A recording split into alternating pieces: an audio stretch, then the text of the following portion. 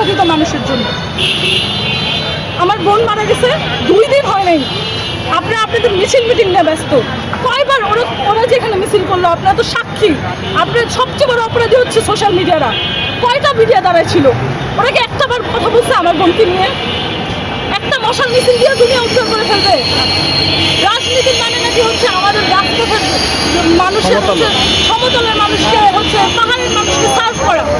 পাহাড়ের ওখানে যে আপনি কান্নাকাটি করেন, কিন্তু আমার বোন মারা গেছে, আপনার কান্নাকাটি আসে না? আপনি বলেন যে এই যে আমাদের নাহিদ ইসলাম, যার এলাকায় তাহিয়ার মতো মেয়েটা মারা গেল, ওর মা আমাকে কি বলছে জানেন? ওকে আমার সাথে এসে দেখা করে গেছে, আর কিছুই করেন। তাহলে আপনি কিসের জুলাইয়ের কান্ড? আপনার কি সার্ভ করতেছেন? আমি কথা বলতে চাই না। জুলাইয়ের পরে অনেক কিছু দেখছি, চুপ ছিলাম, কারণ সবাই কিন্তু আমাদের ভাই ব্রাদার, সবাই আমাদের সহযোগী। চাইছি কিছু না কিছু করুক, সময় নেই কিছু করুক, কিন্তু যখন এইরকম পরিস্থিতি দেখি তখন মনের ভিতরে কষ্ট লাগে।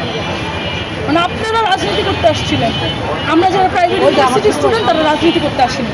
রাস্তায় নামছিলাম, কথা বলছি, বিভিন্ন সময় বহুত টিভি চ্যানেল আসছে, ইন্টারভিউ হয়েছে, বহুত ভাইরাল ভিডিও আছে, কিন্তু কেউ বলতে পারবে না আমি কোথাও দাঁড়িয়ে বলছি যে হ্যাঁ আমি অমুক, আমার পরিচয় অমুক। আমার পরিচয় আমি একজন মানুষ, আমি একজন শিক্ষার্থী, আমি একটা মানুষ, আমার সন্তান, আমার মার সন্তান, আমার মার আমি মেয়ে তো, তাই তো? প্রত্যেকটা আমাদের সংগঠনে যত ছেলেপেলেরা আছে সবাই নারীর অধিকার নিয়ে কথা বলে, নারীকে নিয়ে কথা বলে। কয়টা নারী ওদের সাথে দেখতে পারবেন? কোনো নারী দেখতে পারবেন না। কেন জানেন? কারণ ওরাই নারীদেরকে সম্মান দিতে জানে না, তাদেরকে তাদের জায়গা দিতে জানে না, যে কোনো রাজনৈতিক সংগঠন। এই জন্য নারীরা নাই। কারণ নারীরা যখন রাজনীতি করে তাদেরকে বিতর্কিত করা হয়, তাদেরকে প্রশ্নবিদ্ধ করা হয়, তাদের ভয়েসকে বাজেভাবে ইন্ডিকেট করা হয়।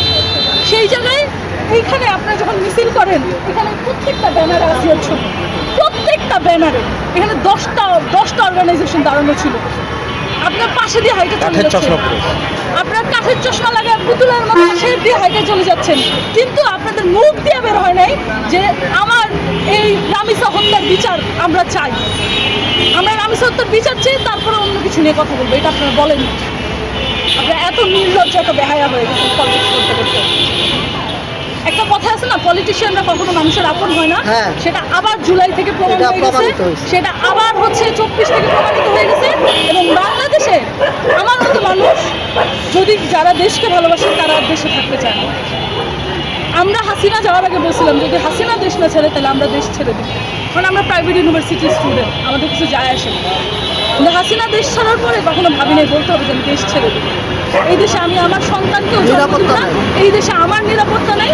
একটা সুন্দর বাংলাদেশ নেই যেখানে আমি ভাববো যে আমি রাস্তা দিয়ে কাটতে আমার 2বার ভাবতে হবে না।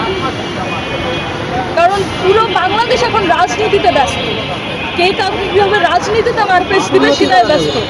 উন্নতিরও কোনো খবর নেই, দেশের কাঠামোর পরিবর্তনের খবর নেই, জাতির পরিবর্তনের খবর নেই। এই যে 24-এর পর এতগুলো প্রাণ গেল, তার কি চিন্তাধারা সেইটা নিয়ে কোনো টেনশন নেই। আসলে তাদের কি নিয়ে টেনশন? তাদের নিজের ক্যারিয়ার, কিছুই তারা বলতে পারতেছে। তাদের শুধু মাথা ব্যথা না, শুধু তাদের ক্ষমতা নেই। তারা ভাবতেছে 5 বছর পরে এইভাবে আস্তে আস্তে আস্তে আস্তে আমরা অনেক বড় হব, আমরা ক্ষমতা গ্রহণ করব।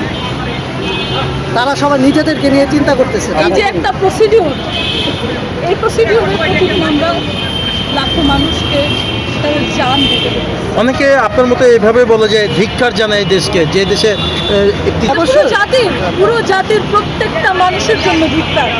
আজকে দেখেন আমার পাশে এই যে আন্টি দাঁড়ায় আছে, ওনার কিন্তু কোনো মোটিভ নাই, উনি কিন্তু কোনো পলিটিক্যাল ভিউ না, উনি কোনো সংগঠনেরও না, জাস্ট ওনার খারাপ লাগছে এই যে আমাদের যে অধপতন, এই অধপতনের কারণে তার ভিতরে এই মায়াটা জন্মাইছে। তার মনে হচ্ছে যে তার সন্তানটা ওই জায়গায় থাকতে পারে। আরও যে 5 জন দাঁড়িয়ে আছে আপনার আশেপাশে পিছনে, তারা কিন্তু কেউ আমাদের সংগঠনের না, বিভিন্ন বয়সের মানুষ। তারা শুধু দুঃখ থেকে দাঁড়ায় আছে যে এত ছোট বাচ্চাটা এভাবে মারা গেল। আপনি জিজ্ঞেস করেন, দেখবেন সে এইটাই বলবে, তার মুখে আর কোনো কিছু নাই বলা। মারা গেল না তো, তাকে মেরে ফেলা হয়েছে। আমার বোনকে হত্যা করা হয়েছে, সেই হত্যা নিয়ে আমাকে ঠান্ডা থাকতে বলা হচ্ছে। যখন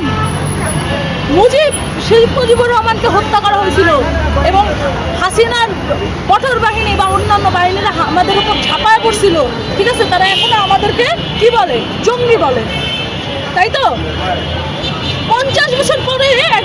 মানুষের মৃত্যুর বিচার হয়, কিন্তু 2 দিন 5 দিন আগে মারা যাওয়া আমার ছোট বোনের বিচার হয় না। সেটা নিয়ে কোনো রাজনৈতিক দলও কথা বলে না, কোনো মতও কথা বলে না। শুধু আমরা সমাজকর্মীরা আমরা দায়বদ্ধতা থেকে কথা বলি, কারণ আমরা তো এত নির্লজ্জ হইতে পারি না। অন্তত 24-এর পরে এত নির্লজ্জ, এত বেহায়া ব্যবহার আমরা করতে পারি না। শুধু একটা দলকে দেখেন, আপনি যত হচ্ছে এনসিপির পোস্ট দেখবেন, শিবিরের পোস্ট দেখবেন, জামাতের মধ্যে তারা বিএনপিকে ট্যাগ করতেছে, কারণ বিএনপির পলিটিক্যাল ফিল্ডের সাথে ওই ছেলে কোনোভাবে অ্যাফিলিয়েটেড ছিল। আর যারা হচ্ছে বিএনপির আছে তারা সেটাকে প্রতিবাদ করতেছে, কিন্তু কেউ কিন্তু এখানে বলতেছে না যে সে একটা ধর্ষক, তার বিচার করতে হবে। এটা সে কোনো দলের না, সে কোনো মতের না, সে একটা বিকৃত মানুষ, এবং সে হচ্ছে আমাদের সমাজের জন্য একটা বিকৃত উদাহরণ, যেই উদাহরণের বিচার করা উচিত। এটা কোনো দলের বিচার না। এই জায়গায় যখন না আসতে পারবে, এরা কখনো আমাদের দেশের পরিবর্তন হতে পারবে না। আমাদের পরে নেপাল আমাদের থেকে ইন্সপায়ার্ড হয়ে স্বাধীন হয়ে আজকে কত সুন্দরভাবে ইমপ্রুভমেন্ট করতেছে, আর সেখানে আমরা প্রতিনিয়ত হাসির পাত্র হচ্ছি, পুরো ওয়ার্ল্ডের কাছে হাসির পাত্র হচ্ছে।